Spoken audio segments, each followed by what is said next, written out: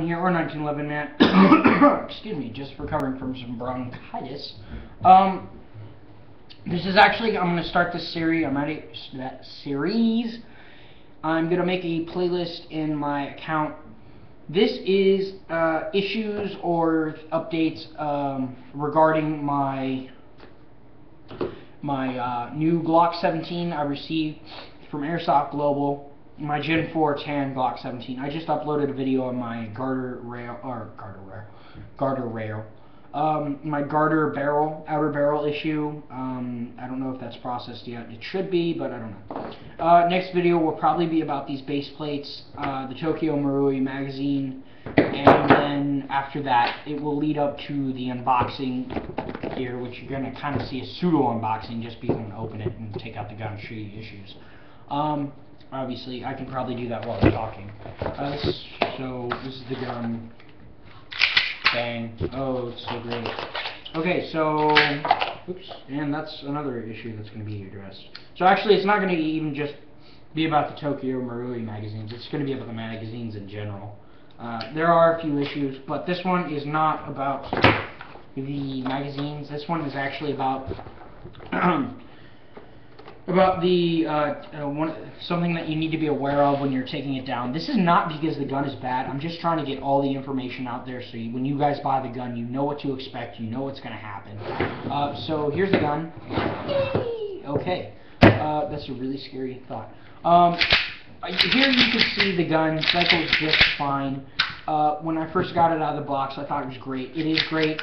It sticks a little. Okay, so when you pull it out of the box, you need to be aware that it's going to stick a little. It's not broken, it just sticks.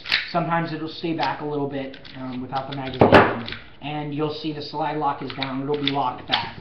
That's normal. Mine did that for a little bit. It will stay back just a little bit. What I recommend is just get some oil. Oil up the rails, cycle it, give it a few minutes, cycle it, maybe shoot a few blank shots with it, maybe a few live shots, whatever works for you guys, but it will stick. That is an issue to be aware of. So another issue is when you take down the firearm. Okay, let's take a magazine. Ow. When you take down the firearm, there is what I like to call a over travel buffer inside your gun. This stupid thing wants to come out for me. Well, there should be an over travel thing.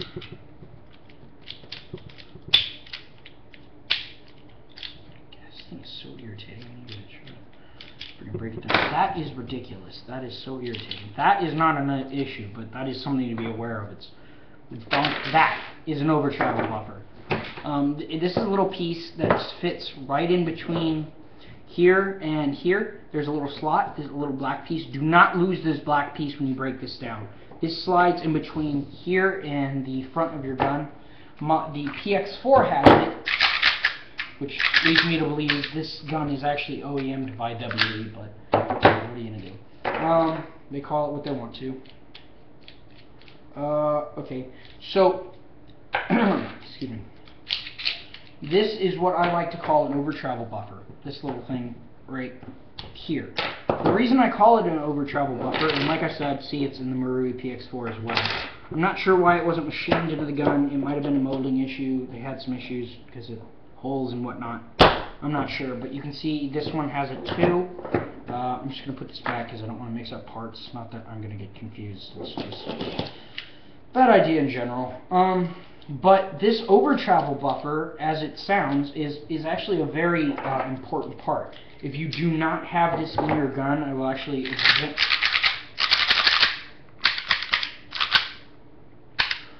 if you don't have this in your gun,